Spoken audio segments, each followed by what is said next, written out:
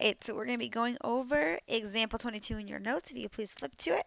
This is going to be another empirical formula problem, so similar to what we did today in class. So remember, there's two types of formulas. There's either empirical formula or molecular formula.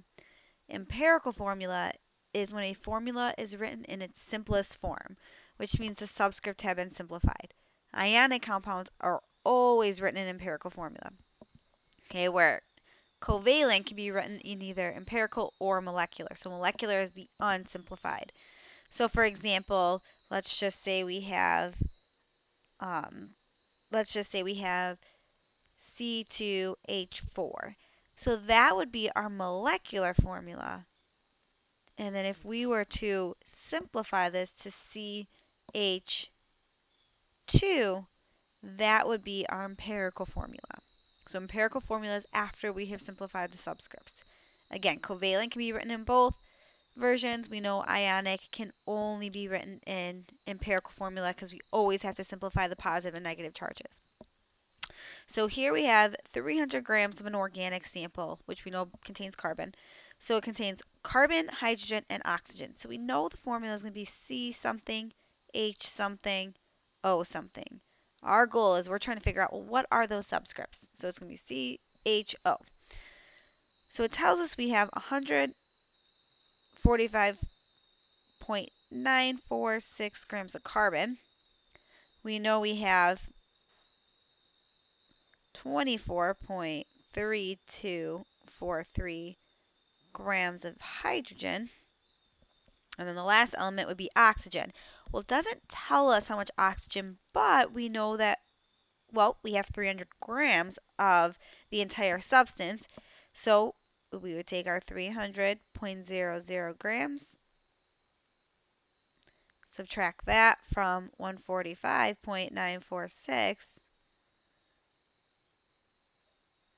minus 24.3243. So we're subtracting it from the masses of each individual element of carbon and hydrogen, and the remaining would be oxygen. So we end up getting 129.73 grams of oxygen.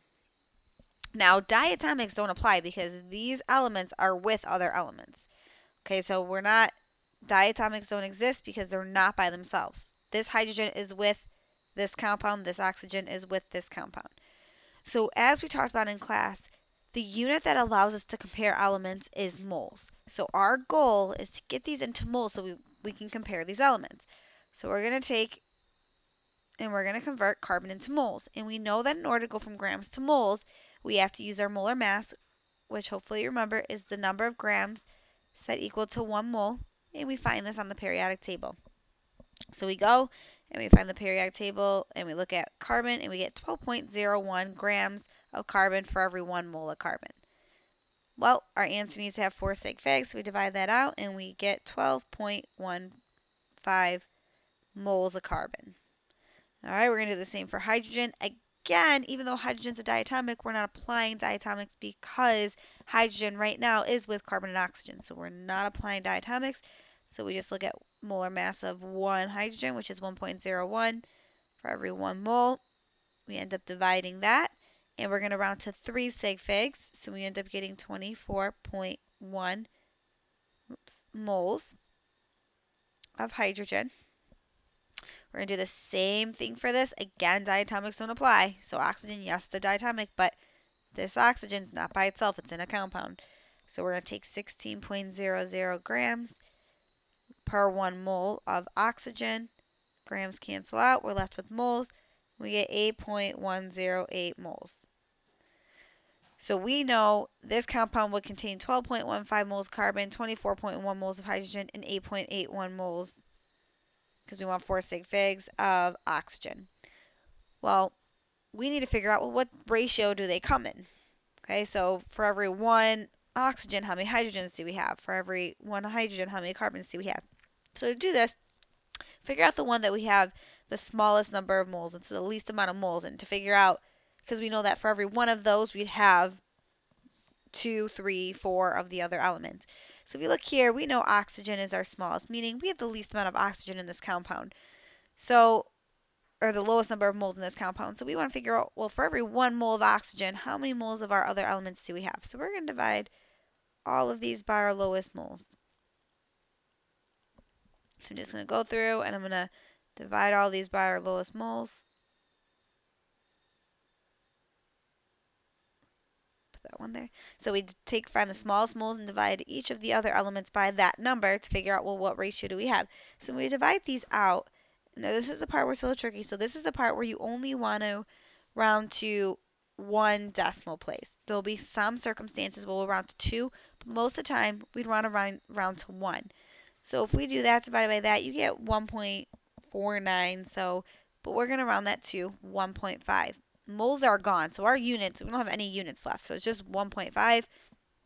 We do that divided by that, and you get 2.98. Well, we're going to round that to one decimal, so that rounds it to 3.0.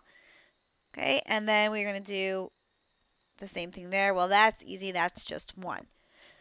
So these right now would represent our subscripts. So if we were to plug this in right now, it would tell us that we'd have 1.5 carbons for every 3 hydrogens and 1 oxygen. So by looking at this, you should see one big error right there. Let's erase them, turn it to a 3. We can't plug a decimal in. So what we need to do to these numbers is do something to them so that we can plug them into our equation. Because remember, these are telling us how many of each we have. And again, we know we have the lowest number of oxygens because that's when we have the lowest amount of moles. So we know that we're doing this right. So we're going to find a number that we can multiply all these by that would allow us to give a whole number subscript. So 1.5 is the one causing our issue. So we know if we multiply 1.5 by 2, it'll give us 3. So that's a whole number. Well, whatever you do to 1, you have to do to all of them because they're all in the same compound.